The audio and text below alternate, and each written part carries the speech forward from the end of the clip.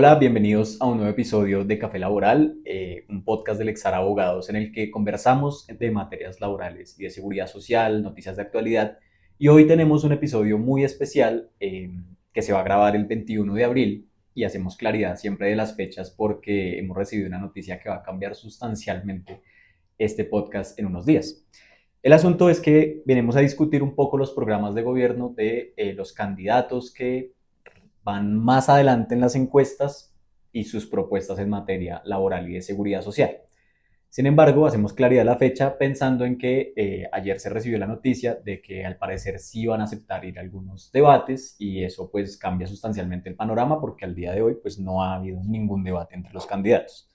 Eso seguramente que va a generar que profundicen más en sus propuestas en estas materias. Sin embargo, pues vamos a comentar un poco de cuál es la filosofía de sus programas y a qué le quieren apuntar estos candidatos. Entonces, ¿cómo estás, Mónica? Vamos con este podcast muy especial. La gente supongo que tiene mucho interés en saber qué piensan los candidatos en todas las materias, pero bueno, lo que nos corresponde a nosotros es únicamente hablar de derecho laboral y seguridad social. Quisiera que nos comentaras un poco qué encontraste, cómo ves esta situación, esta carrera presidencial en esa materia. Gracias, Daniel. Buenos días a todas las personas que nos siguen en nuestro café laboral. Sí, estamos en un momento muy interesante, preelectoral, en plena campaña política, con mucha polarización, con encuestas que van y vienen y que empiezan a vislumbrar lo que va a pasar el 31 de mayo, día de las elecciones en primera vuelta. Y nos parece muy importante que entremos a hablar de estos programas de gobierno en cuanto a propuestas laborales y de seguridad social, haciendo una salvedad inicial, y es que para la presidencia, los candidatos presidenciales, si bien hacen un programa de gobierno y muestran, digamos, su filosofía, el método que van a utilizar en un eventual gobierno que van a desarrollar, no están atados de manera digamos, legal directa con ese programa de gobierno, pero sí es importante que entremos a ver cuáles son los focos en los que ellos se van a centrar. Y de manera inicial, quisiera hablar de lo que cada uno de estos candidatos ha entendido, sobre todo en temas relacionados con, que nos interesan mucho, con el derecho laboral, de la seguridad social, con el tema pensional. Vamos a empezar por uno de los puntos importantes que considero que es el empleo formal e informalidad. Entonces, los tres tienen, digamos, unas políticas como muy claras, encaminadas a este punto. Y vamos a empezar por las damas, que tenemos una candidata fuerte a la presidencia, que es Paloma Valencia, del Centro Democrático, y ella habla, o en su programa, el Centro Democrático, determina el tema de informalidad como una solución, va a ser una escalera de formalidad progresiva, la han denominado así. Y lo que muestra es que la gente que quiere emprender no va a tener que asumir muchos costos al principio. Una propuesta como interesante de cierta manera para los emprendedores. Habla de cámara de comercio gratuita, por ejemplo. ¿Cómo se logrará eso? Pues no sabemos cómo se financiará la Cámara de Comercio sin la erradicación y sin el pago de la constitución de las sociedades, de que el INVIMA, digamos, acceder a los servicios del INVIMA, al registro de medicamentos, de alimentos, también gratuito, ¿no? Se supone que entonces eso todo vendrá del presupuesto. Habla de un tema que ya está, que ya existe, que es el régimen simple de tributación para que pequeños empresarios, que es importante pues que a quienes les interese lo miren. Eso no quiere decir que con régimen simple no se pague tributación, sino que se juntan el impuesto de ICA, el impuesto de IVA, y se paga de una manera especial, tiene algunos beneficios, pero pues no quiere decir que los empresarios no tienen que pagar impuestos. Subsidio para el empleo juvenil, 30% de salario mínimo por 12 meses para quienes empleen a jóvenes de 18 a 28 años, que son programas que ya existen, que han estado en gobiernos anteriores, el de 12 meses con disminución del 30% del salario mínimo, no tanto tiempo, pero sí son programas que han venido dándose. Iván Cepeda habla de soluciones mucho más estructurales, macro. Entonces, él busca, o según la lectura que uno hace de su programa de gobierno, es profundizar en las reformas que ya se están haciendo con el gobierno Petro. Habla de un COMPES de trabajo digno y decente, y el COMPES es esta entidad asesora del gobierno en políticas públicas que emite documentos para, digamos, trazar, como para que sean las hojas de ruta de ciertas políticas públicas. En este caso, este COMPES para trabajo digno y decente tiene un programa de formalización laboral. Continúa con el tema de fortalecer la inspección y vigilancia y control del trabajo. Y en un punto que me parece muy interesante es que habla del sindicalismo como un actor democrático y lo compromete como actor democrático dentro del empleo formal. Entonces, pues es un tema, digamos, de los que uno ya esperaría de un gobierno que tiene una política muy clara frente al manejo del Estado. Sí, justo sobre eso, Mónica. Creo que es interesante que seguramente se va a ser una de las grandes banderas de Iván Cepeda, pensando en que el capítulo de derecho colectivo no fue incluido al final en la reforma laboral. Y fue como de esas cosas que se negociaron y que no terminaron calando en esta nueva ley. Seguramente que la continuidad de un gobierno progresista busque como afianzar esto que se quedó rezagado en el gobierno de Gustavo Petro. No creería que entrara como a generar una reforma, ¿no?, laboral, de pronto de tratar de incluir esos aspectos que se quedaron ya en la conciliación o en lo que se hizo en la Comisión Cuarta. Pero puntualmente ese tema sindical sí puede ser una de las banderas grandes, sobre todo sabiendo que Iván Cepeda hace mucha alusión al diálogo social, que es esa categoría que es muy propia también del derecho laboral cuando se habla de las mesas tripartitas, de la negociación colectiva. Y sobre Paloma Valencia también había algo que me llamaba la atención y es que ella no tiene como una postura, ya tú nos comentarás más a profundidad de pronto lo que propone de la Espriella, un poco más lanzado hacia la derecha, no tiene tanto una postura de contrarreforma, que Así sí es. lo ha mencionado de la Espriella, ¿no?, como hablar de una contrarreforma, incluso él dice una contrarrevolución, que le deja a uno como sonando, ¿será que nos va eventualmente someter a una, sí, a tirar para abajo la reforma laboral con tan solo un año de vigencias? Bueno, es una discusión que seguramente habrá en el futuro. Yo creo que Paloma Valencia ya interioriza un poco como esta reforma es una realidad y lo que podemos hacer es buscar por los lados, ¿no?, cómo tratar de pronto de favorecer un poco más el emprendimiento, que es un tema que quedó totalmente en blanco en la reforma laboral, no se tocó mucho. Rescatar, me imagino, el tema de la economía naranja, que era una bandera muy fuerte del uribismo con Iván Duque, y tratar también como de apuntarle mucho hacia el tema de los incentivos para los empresarios, ¿cierto? No tanto como en el tema de derechos sociales y política social, sino más de política empresarial. Eh, Igual, pues sí, creo que falta ver, ¿no?, como qué propone Abelardo Espriella y como, también cómo se mueven otros sectores de la política en estas propuestas para la presidencia. ¿Qué nos puedes contar de pronto de Abelardo de las Espriella? Eh, Abelardo de la Espriella, en cuanto a empleo formal, habla de una gran revolución de la desregulación. ¿Y qué implica eso? Que por cada norma nueva que carga el empresario, se eliminan dos. Ok. Un negocio. Entonces, ¿quién sabe cómo ir a hacer eso? Sí, es un enfoque muy neoliberal, ¿no? Como de reducir el Pero Estado, reducir las total. cargas, maximizar la Eh, libertad empresarial. O sea, adiós al derecho laboral, volvemos a todo el derecho civil y entonces vamos a repensar los contratos de trabajo y todos los derechos que sea, no solamente que se han ganado acá, ¿no? Porque es que nosotros estamos en una aldea global. Este es un término del siglo pasado, pero cuando empezamos a generarnos, ¿sí?, como un Estado que crece, que está involucrado económicamente con el resto de la comunidad internacional, tenemos que seguir ciertas reglas, ¿no? Tenemos que seguirnos por muchos preceptos, tratados, convenios de la OIT.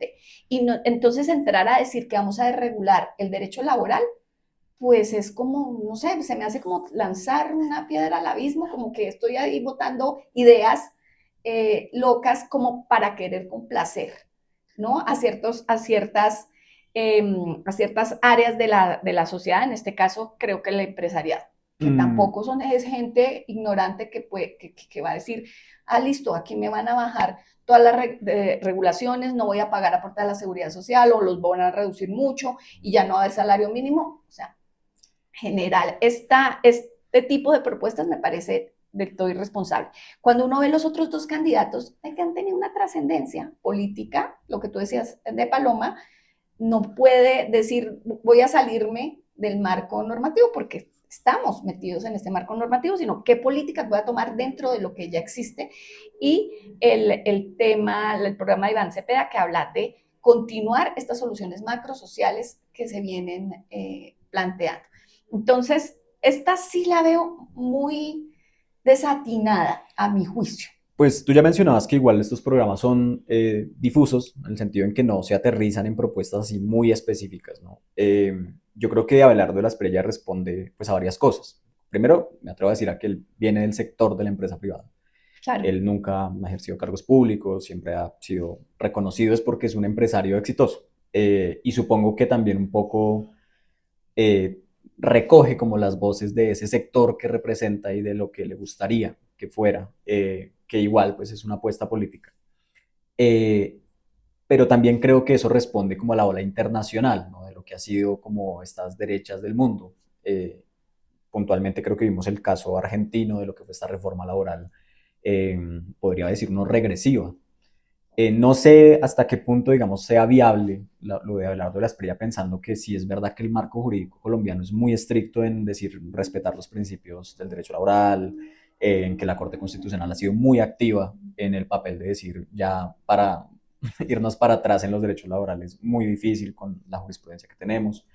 Pero creo que en ese sentido, el que es abogado y que seguramente tiene eso en la cabeza, también ha mencionado la idea de que Colombia salga de estas organizaciones internacionales. ¿Sí? Él es partidario de no a la ONU, no a la CEPAL, no a la Sí. OEA, no a la a OIT, que seguramente los ven, que insisto, es una ola muy de la derecha internacional. Dicen, estas entidades internacionales se han vuelto es como trabas, ¿no? Para el desarrollo de los países, para que tengamos mayor margen de hacer cosas aquí adentro. Sí, es una propuesta más que ambiciosa, digo yo, utópica. Quiero decir, utópica dentro de su Sí, pensamiento. claro, claro. Contraria al principio de progresividad del derecho laboral, ¿no?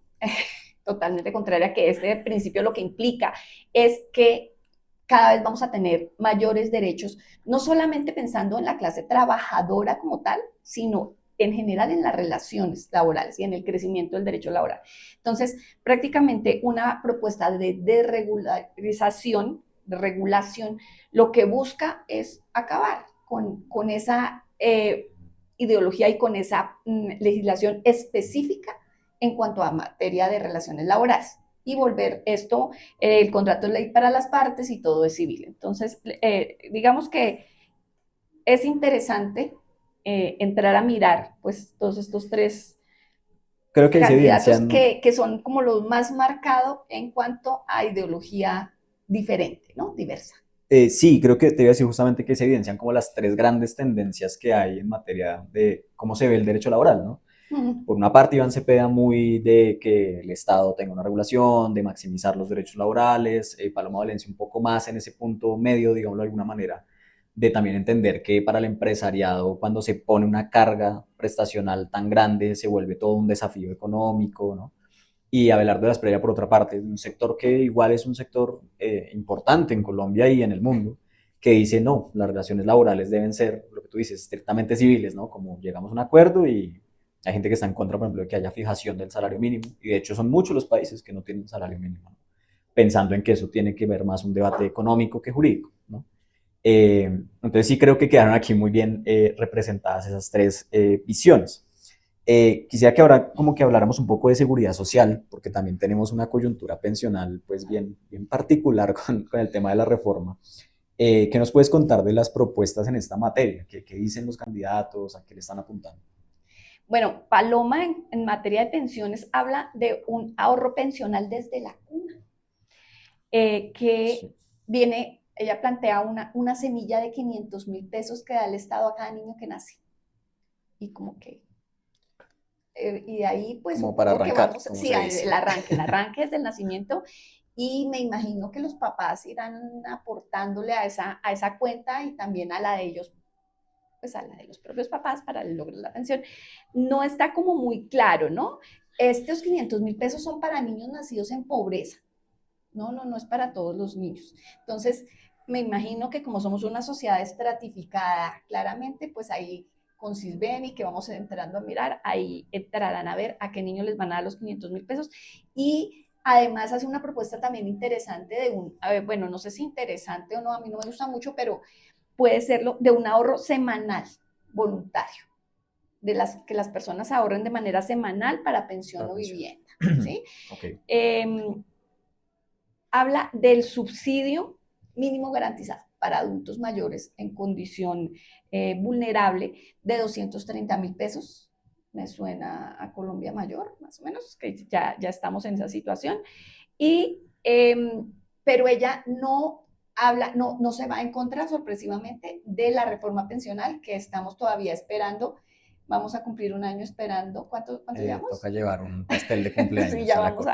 ya vamos a celebrar cumpleaños en la corte Fue de que justo estén antes, ¿no? El 1 de julio, definiendo, antesito sí, del 1 de julio. de que va a ver si se pronuncian o no se pronuncian sobre la exequibilidad de esta reforma pensional que no ha podido entrar en vigencia. No la ataca de manera directa, Paloma, como tal a la reforma pensional. Entonces, digamos que veo lo novedoso es lo de los 500.000 pesos en la cuna y los aportes pensionales semanales.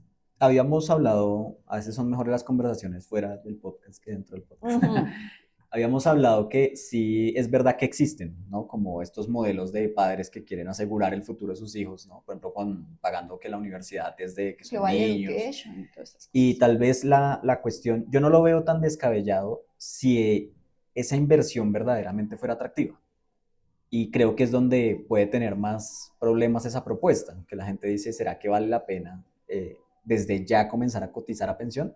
Sobre todo con tanto escepticismo de personas, porque el mito, que lo hablaremos en otro podcast seguramente, de que no nos vamos a pensionar es como algo muy latente. No sé si verdaderamente alguien dijera, uy, pues veo como una inversión desde que mi hijo nace comenzar a cotizar a pensión en lugar de, por ejemplo, pagarle la universidad o en lugar de invertir en un producto financiero que sea más rentable. Bueno, eso creo que puede ser como la traba que tiene esa propuesta. Y lo otro es que ya más hablando como de la filosofía del sistema, me parece que sí es un poco extraño y habrá que discutirlo si ella llega a ganar y llega a implementarlo. ¿Cómo es eso de cotizar sin que la cotización tenga un respaldo real en semanas trabajadas? ¿No? Que creo que es donde está también el gran problema.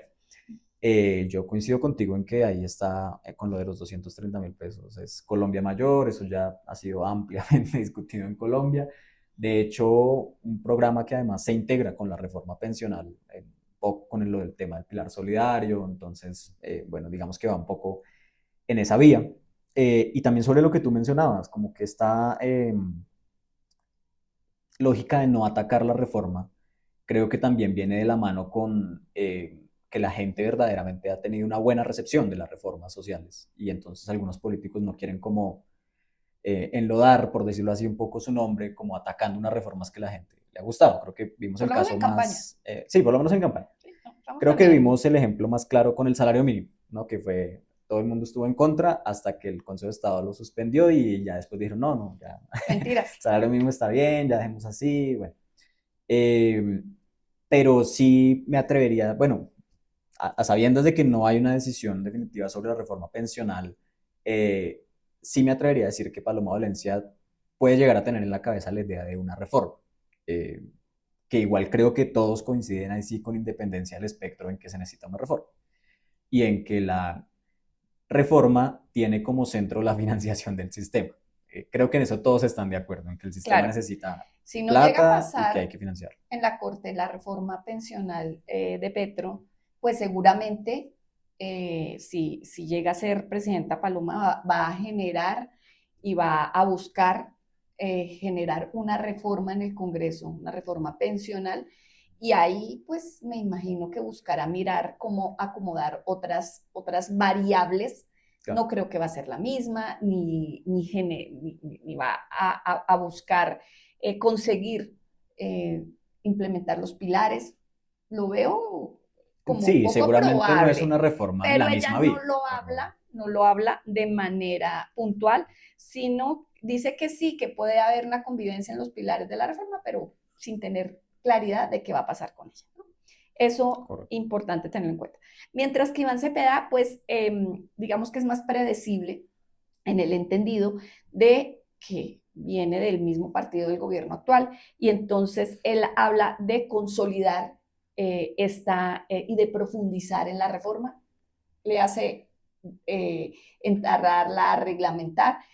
Ve uno en el programa como más fe en que van a declararla exequible, pues Sí, porque realmente digamos que fue una de las banderas del gobierno actual. Habla del fortalecimiento de Colpensiones, consecuente con esta reforma, del pilar solidario, de fortalecer también este pilar solidario. Hay algo que pues a mí me gusta mucho en lo personal, que es avanzar hacia la cobertura pensional universal, universal. ¿no? Que debería ser una bandera de todos los estados para garantizar un mínimo vital a las personas adultas mayores de alta edad y para proteger también a aquellas personas que nunca han podido cotizar de que tengan un ingreso, no va a ser igual, no va a ser del salario mínimo, pero que van a tener un ingreso en el pilar subsidiado, ¿no? Entonces, digamos que esa ya la conocemos, esa propuesta es esa continuidad de esa política pensional. Sí, es la transición de la seguridad social a la protección social, digamos. Creo que fue como lo que la filosofía de Exactamente. esa reforma. Y seguramente me atrevo a decir que, bueno, si la reforma se cae, pues se pueda volver a presentarla. Claro, obviamente van a Eh, seguir pedaleándola y mirándolo porque acordémonos que esta reforma se cae si se cae por vicios de de forma, trámite. de trámite. Entonces, se tendrá que dar nuevamente, le favorecerá a muchas personas que estaban a puertas de la transición, bueno, eventualmente eso sería. Y yo pienso también que la Corte Constitucional tiene el tema de estar callada y de estar en pausa, de pronunciarse sobre esta reforma es totalmente político y van a esperar qué va a suceder, ¿no? Sí, claro, De cara a las igual. elecciones, no aspiro, o sea, creería, estoy casi segura que antes de que sepamos quién va a ser el próximo presidente, la Corte no se va a pronunciar. Ya llegamos hasta aquí, de pronto me equivoque, ojalá, pero lo más viable es que van a esperar a ver qué sucede y esa decisión va a ser también política. No Sí, debería serlo tal así, cual, eso pero te iba puede a pasar. decir, independientemente de la actitud que tomen. Si pasa, si no pasa, si no dicen nada, igual va a tener un impacto y seguramente lo van a utilizar como una forma de, ¿no? de hacer campaña Por y de supuesto, y comentar. ahí vamos a ver que pues todas las decisiones, así sean judiciales, así sean constitucionales, también tienen toques muy importantes de política, ¿no? Entonces, Igual, solamente ya para cerrar el tema de Iván Cepeda, si no se cae, es decir, si la declaran exequible, viene un reto todavía mayor, ¿no? Que es implementar la reforma que sí, desde antes de que estuviera la demanda y bueno, todo este tema, ya se advertía que iba a ser un tema, ¿no? Como un problema, el tema del Banco de la República, el tema de Colpensiones recibiendo no sé cuántos millones de afiliados, y además enfrentarse en ese escenario judicial de defenderla, porque me imagino que ya demandas de inconstitucionalidad contra artículos de la reforma van a ser. cantidades. Entonces sí, seguramente que eh, esa decisión de la Corte Constitucional nos va a poner en un escenario con independencia de quien llegue a la presidencia bastante interesante a nivel judicial. Eh, O puede que ya lo dejen así y ya otra vez se va al Congreso a mirar a ver qué hace con nuestro sistema pensional. Entonces, importante. Y por último, ¿qué dice Abelardo de las pérdidas en materia de pensiones? ¿No? También muy predecible, se orienta hacia el fortalecimiento del sector privado, entonces seguramente pues va a fortalecer el régimen de ahorro individual, se irá claramente en contra de la reforma. No hay no hay, digamos, una propuesta muy detallada frente al tema pensional, pero como uno sabe cuál es su lógica, su política económica, eh, entiende que va a haber un favorecimiento real a los fondos privados sobre el sistema público. No es Sí, que en lo pueda efecto, acabar, pero sí vamos como a dejar, por lo menos creería yo que seguiría con la política de ley sí. sí, en efecto, Abelardo de la Espriella, pues también en esto ha propuesto más de frente, creo yo que incluso en materia laboral, una contrarreforma. Él sí dice la reforma pensional no va. Y ha mencionado dos cosas que son interesantes. Una es que él es partidario de una tesis de que la reforma pensional es una expropiación de los recursos de las pensiones en general, y que eso amerita una intervención como tendiente a lo que hemos hablado, como cada quien administre su pensión, cada quien rebúsquese cómo puede pensionarse. Y otra que ha dicho, y que es la más interesante, insisto, porque él es abogado, debería saberlo, tal vez lo sabe y no cayó en cuenta, es que él utilizó una expresión en una entrevista diciendo, es que un decreto se reforma con un decreto, pero esto no es un decreto. Y creo que ahí es donde él no ha medido como el impacto de lo que será él como presidente encontrar mayorías para el Congreso de modificar una ley, sobre todo de una ley que mucha gente dijo debería ser una ley estatutaria. Y entonces eso son otras mayorías mucho más grandes. He sabido que Abelardo de la Espriella, bueno, no tiene de su partido una bancada, pero mayoritaria no, sino ni Dos, siquiera considerable, exacto, de cara a encontrar una respaldo en coalición. el legislativo grande. Otra cosa es que otros partidos se adhieran y bueno, eso será otra discusión. Uh-huh. Pero sí veo muy complejo el tema de Abelardo de la Espriella, pensando en que el sistema de pensiones ha tenido varias reformas y no por la vía legislativa, sino judicial, ¿no? Sí. Y el tema va a ser, bueno, está muy bien que tú tengas otra visión sobre las pensiones, pero ¿cómo articular esa visión con lo que es hoy el panorama pensional en el que las cortes han metido tantos ajustes, ¿no? Tendientes a garantizar que exista el fondo público, que sea un derecho fundamental, etcétera? Bueno, eso también es un desafío grande, digamos, para esta facción política. Eh, no Bueno, tenemos tenemos más muchos, tiempo, no tenemos más tiempo y realmente, tenemos más porque temas, pero yo propongo una segunda parte, ¿no? Porque me parece que es el momento para hablar. Entonces, vamos a hacer una segunda parte de este podcast que considero es interesante y es vigente. Y los invitamos entonces a que nos sigan en nuestra segunda parte de este podcast de la comparación de las propuestas laborales y de seguridad social de los candidatos presidenciales. Síganos también en nuestras redes sociales y en nuestras plataformas de Spotify y YouTube en este café laboral. Muchas gracias.